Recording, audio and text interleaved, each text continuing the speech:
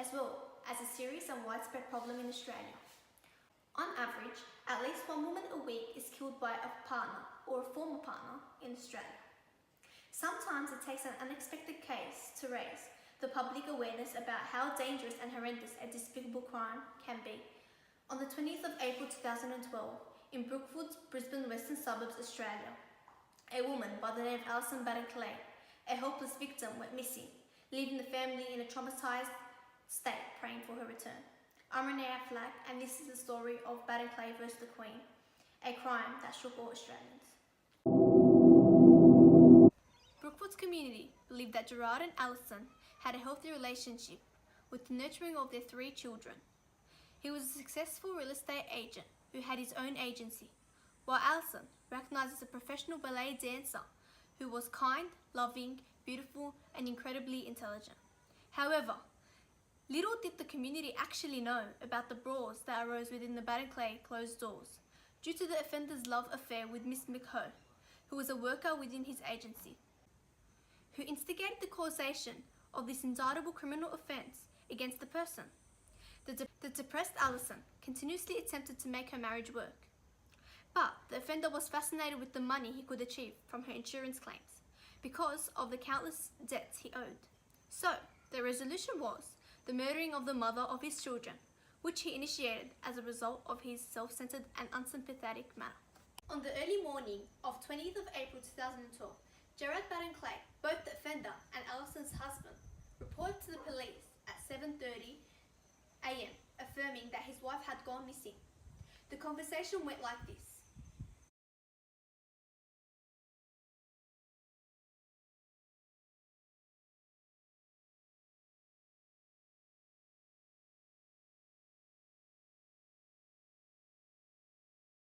Hurriedly, investigations by the police began, detecting the crime as a homicide through the use of Criminal Investigation Act 2009, with the aim to find Alison, at least her remains. The media also played a major role before the offender was charged, through the means of communicating to the general public and updating them on the investigation process. Alison's devoted parents also worked with the media by informing them of the family's emotional brawls and the vitality of finding their daughter, as well as Channel 9 news reporter Alicia Gates, confronting Gerard at his family's house, whose response caused some suspicion. Evident through the footage, The pain and strain of the last 5 days was clear to see across Gerard Baden-Clay's face. I'm trying to look after my children at the moment. They've got 3 young girls, and we really trust that the police are doing everything they can to find my wife, and we just hope that she'll come home soon. 9 News understand. however, 10 occupied days went by, where the public, especially local residents and the police, continuously searched for Alison before her body was found by a canoe dumped 14 kilometres away from her family home under the bridge of Colo Creek. Tragically, for Alison's family and her friends who came to terms with the disastrous loss about the incident that once was a missing persons case, which became a murder investigation. After the finding of the body, the idea of a perfect family for the Baden-Clays was shattered. Further investigation began to take place, which led to many secrets being exposed. The evidence found by legal and non-legal mechanisms against the offender include circumstantial evidence through the help of Dr. Millen, who looked after the biopsy results. Toxicology results finding antidepressant drug in Alison's bloodstream. Foliage present at the house was attached to the body, however weren't present at the disposal site. Faked fresh scratches, abrasions and bruises, fingernails and DNA collection which took place on the 15th of May 2012 after the police investigated Alison's sports utility vehicle. They discovered a blood transfer stain that was transmitted from a person to the surface. DNA extracted from a swab of the stain matched Mrs. Baden-Clay's DNA profile. However, neither the age of the blood stain nor the volume of the blood which had produced it could be determined. All this circumstantial evidence presented assisted in the accumulation of evidence against Gerard to prove Alison's physical state before and during her murder, resulting in proving Gerard guilty. Also, electronic evidence was gathered, including tapping into Gerard's phone where text messages were, Phone conversations which revealed Miss McHugh's fairly volatile personality by yelling at him over the phone, and emails were exposed. The financial difficulties was a major issue that unwrapped the truth of Gerard Baden-Clay, who owed some friends about $180,000 borrowed in connection with the business, which was a real estate agency, although they were not pressing for payments. In December 2011, he told another friend, Dr. Flegg, that in order to keep control of his business, he needed to raise $400,000. As well as in March 2012, he left a message for Dr. Flegg, sounding distressed, telling him that he was having financial troubles and wanted to know if Dr. Flegg could lend him some of the money, about $300,000. However, Dr. Flegg said he will not lend the money. On 20th of April 2012, when the appellant was giving information to the police about the wife's disappearance, he said that the couple were financially on the bones of their arse. This procedure is covered under the Surveillance Devices Act 2004, allowing this technical investigation to take place. The gathering of evidence by legal methods such as the police, as they asked witnesses for information about their relationship with the perpetrator of the indictable offence and the victim. A witness statement put forward by Miss McHugh claimed that the offender had no relationship with his wife and he didn't love her, and also that he wanted to marry her one day. Witnesses revealed to the court about hearing a woman yell the night, followed by Allison's disappearance. One of her close friends, recognised as Anne Walker, was a witness of the marriage failure, and as well as 40 other spectators. After all the investigation was put forward by police, it was made apparent who the killer of Allison was, especially when a botanist discovered the leaves in her hair had matched the samples of fauna in Baden-Clay's backyard. This led to him being charged and taken into serious integration on the 3rd of June 2012, which was 2 months and 3 weeks after the crime took place. Gerard was remanded in custody on June 13, 2012, before the committal hearing, proving the seriousness of the case and his evidence of guilt. His bail application began on June 21, 2012, in the Supreme Court, after he was charged with murder in the Magistrate Court 2 months after his reporting about his wife missing. On June 22, 2012, Baden-Clay's bail application was refused in the Supreme Court, with Justice Bottas saying, "The accused poses a significant risk, demonstrating the effectiveness of the legal system in releasing criminals who pose a threat to society's financial motive and affair with co-worker." Clay's barrister Peter Davis says, "The Crown's case is circumstantial and weak."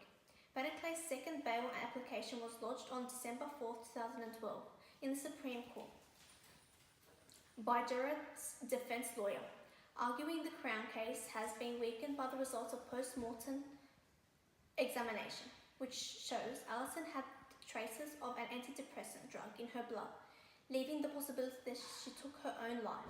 However, Justice Peter Applegarth dismisses the application, ruling there is no material change of circumstances and the strength of the Crown case is unaffected by the results. Today, we have a guest who was present at the committal hearing, and this is what she has to say. Hi Rene. Thank you for the privilege of allowing me to be on Crime Experts. I was present at the committal hearing, and I would just like to say that it began on the 11th of March 2013, which revealed that the Caucasian behind the killing of his wife was financial purposes and in order to be with his mistress. Allison's mental state was revealed through this hearing by the finding of an antidepressant drug in her body. Recognise as circumstantial evidence. All electronic and circumstantial evidence, as well as the witness statements, were presented within the committal hearing as a burden against Gerard Baden-Clay, who pleaded non-guilty. However, saying this, there were people standing up for the Baden-Clay, making the committal hearing process more complex.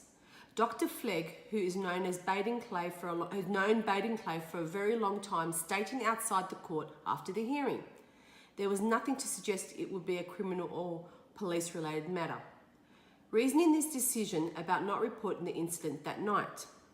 Also, stated by his sister during the hearing, Gerard is an innocent man and I'm here because I continue to support him. Followed by his lawyer, Darren Mahoney, who believed the cross-examination of 40 witnesses went to his client's favour. Thank you, Jacinta, for your information about the committal hearing. During this time, After the offender was charged, but before his trial, the media revealed the fundraiser that was held for Baden-Clay's 3 daughters on June 24, 2012, followed by a protest.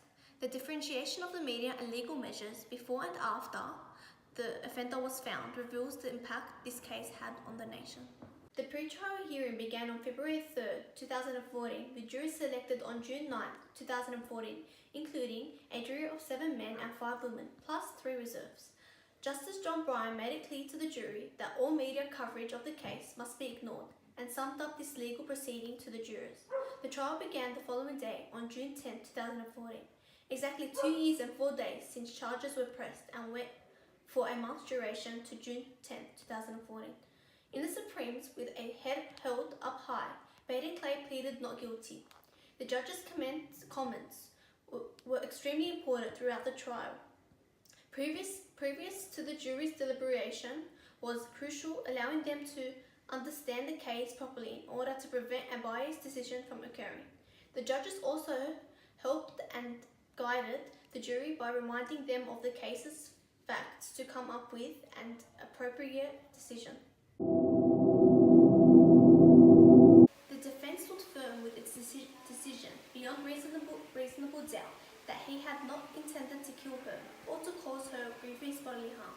In response to the prosecution presented a murder case based on evidence collected through investigation to determine the guilt or innocence of Gerard Baden-Clay. It charged the offender, and the proceeding commenced with a hearing taking place to prove the respondent killed his wife and that he did so with murderous intent beyond a reasonable doubt. The prosecution proposed to court expert witness Dr. Melini to support its case at the wounds were inflicted by Alison during a physical assault upon her by the defender, and thereby to discredit the assertion that the scratch marks were caused by a razor. It also relies upon the defendant's version of having cut himself whilst shaving as a lie showing consciousness of guilt. July 15, 2014, Baden-Clay was sanctioned to life sentencing in the Supreme Court due to being found guilty of murder. As a result of the use of previous cases including Plump v. The Queen, 1963, the judge was able to put forward an unbiased verdict through the use of precedent. Gerard Baden-Clay appealed the case in the Supreme Court in December 8, 2015 because of the idea by his lawyers that he unintentionally killed Alison with the both elements of actus and mens rea by being provoked in an argument with his wife. This resulted in the Director of Public Prosecution suggesting for the case to be appealed to the High Court in order to downgrade his conviction from murder to manslaughter. Also, the High Court appeal resulted in the reducing of the conviction to manslaughter, which affected people following the case differently. As the outcome for Gerard, his lawyer and family was positive, while Alison's family and friends, as well as most of Australia, were affected negatively, as proven through the protests that took place with more than 2,000 people protesting, as proven all over the media. Also, the protests focused on the legislative system being more effective and having stiffer penalties for crimes of domestic violence. Australia's state and territorial criminal courts found that 602,759 defendants in 2015 to 2016, an increase of 3% compared with 2014-2015, as evident within the table. Gerard Baden-Clay's case was a serious and devastating due to the interest of family, friends, communities, the public and the whole nation. However, this case was ineffective due to the fact that a 15-year non-parole period was only put forward, not giving a lesson for Australians to learn from, as evident within the increase of crime in Australia. Thanks for watching us. This is Rene Aflak. Be determined for our next episode on Crime Experts. See you next time.